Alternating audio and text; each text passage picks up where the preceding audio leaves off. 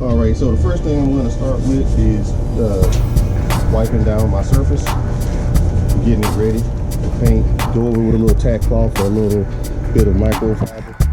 Of course, we're going to sand this, so it's going to be smooth anyway, but you want to get all of the surface dust from the surface there.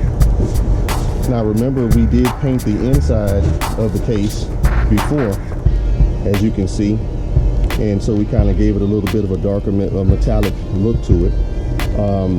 And the bare area you see here is going to be where the motherboard is, so that didn't necessarily need to be painted, but it's going to have a really dark, cool metallic look on the inside. It's going to give us some contrast to the color outside. So basically I'm just going to use the outer case to cover that so that we don't get paint on the inside of the case. Basically we're going to be concentrating on two main areas. It's going to be the top right here, and it's going to be the side. Okay, so let's get started.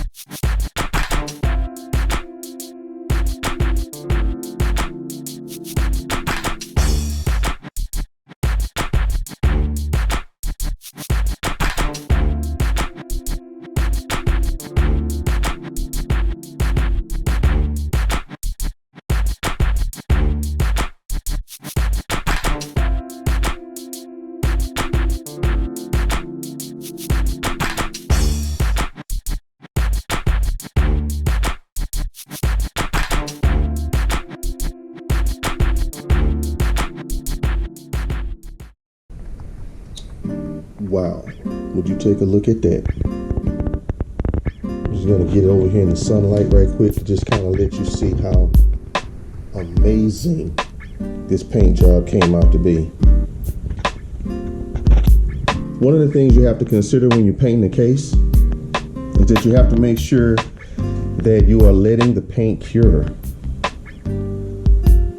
because I have at least 3 to 4 coats of clear on this case already. And if you don't let this stuff cure for a few days and dry efficiently, then you're going to end up having a lot of problems with anything like putting on decals. If you try to polish it or anything like that, you're going to ruin the paint all over again. And I mean, it's a very, very cumbersome problem to have. But man, look at that.